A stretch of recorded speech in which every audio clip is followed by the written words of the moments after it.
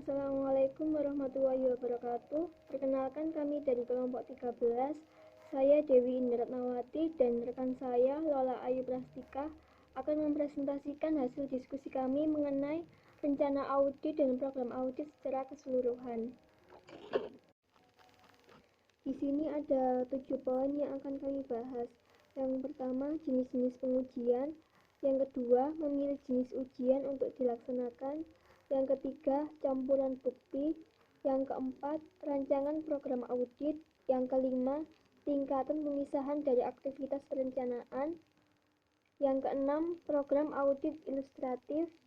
Dan yang ketujuh, hubungan sasaran audit yang terkait dengan transaksi dan sasaran audit yang terkait dengan saldo. Untuk poin pembahasan yang pertama yaitu jenis-jenis pengujian. Ada 5 jenis yaitu prosedur untuk memperoleh pemahaman atas struktur pengendalian intern, pengujian atas pengendalian, pengujian substantif atas transaksi, prosedur analitis, dan pengujian terinci atas saldo atau test of detail of balance. Untuk poin pembahasan yang pertama yaitu jenis-jenis pengujian. Ada 5 jenis yaitu prosedur untuk memperoleh pemahaman atas struktur pengendalian intern, pengujian atas pengendalian, pengujian substantif atas transaksi, prosedur analitis, dan pengujian terinci atas saldo atau test of detail of balance. Pembahasan yang selanjutnya mengenai memilih jenis ujian untuk dilaksanakan, yaitu yang pertama jenis bukti, yang kedua biaya relatif, yang ketiga hubungan antara pengujian atas pengendalian dan pengujian substantif, dan yang keempat trade-off antara pengujian atas pengendalian dan pengujian substantif. Untuk yang selanjutnya yaitu campuran bukti. Analisa situasi audit yang pertama. Klien merupakan perusahaan besar dengan pengendalian intern yang canggih.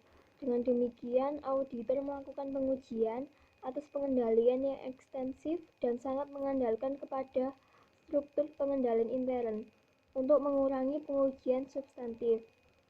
Analisa situasi audit yang kedua.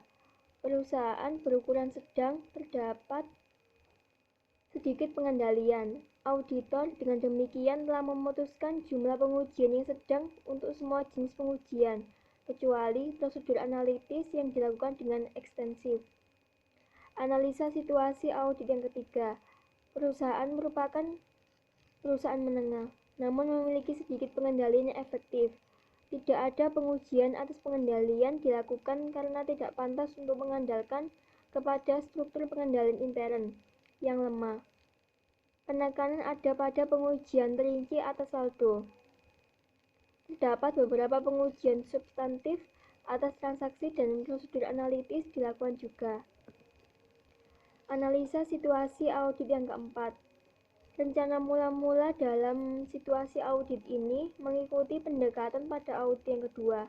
Namun, auditor menemukan deviasi pengujian atas pengendalian yang ekstensif dan kekeliruan yang signifikan. Setelah dilakukan pengujian atas transaksi dan prosedur analitis, dengan demikian auditor berkesimpulan bahwa struktur pengendalian intern tidak efektif. Oke, selanjutnya saya akan menjelaskan tentang rancangan program audit. Di sini ada 3. Yang pertama, pengujian atas transaksi, di mana program audit pengujian atas transaksi ini biasanya mencakup bagian penjelasan yang mendokumentasikan pemahaman yang diperoleh mengenai struktur pengendalian intern.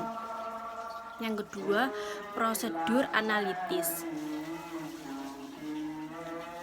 di mana prosedur analitis dilakukan pada 3 tahap audit yang berbeda, yaitu 1. Dalam tahap perencanaan untuk membantu auditor menentukan bahan bukti lain yang diperlukan untuk memenuhi resiko audit yang diinginkan atau disyaratkan.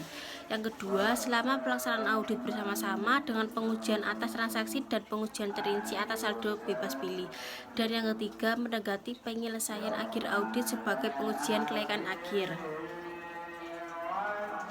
Yang ketiga, pengujian terinci atas saldo, di mana metodologi untuk merancang pengujian terinci atas saldo diorientasikan kepada tujuan audit.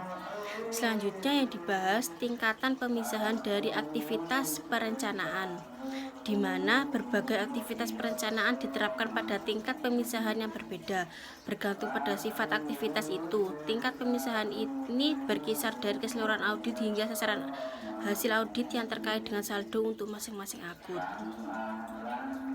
Selanjutnya, program audit ilustratif, di mana program audit sering terkomputerasi.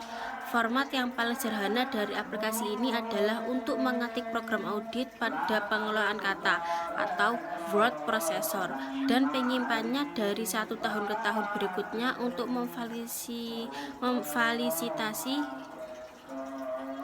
Dan yang terakhir, hubungan sasaran audit yang terkait dengan transaksi dan sasaran audit yang terkait dengan saldo, di mana beberapa pengujian substantif atas saldo adalah juga mungkin untuk sasaran hasil audit lain yang terkait dengan saldo, tergantung pada hasil dari pengujian pengendalian dan pengujian substantif atas transaksi.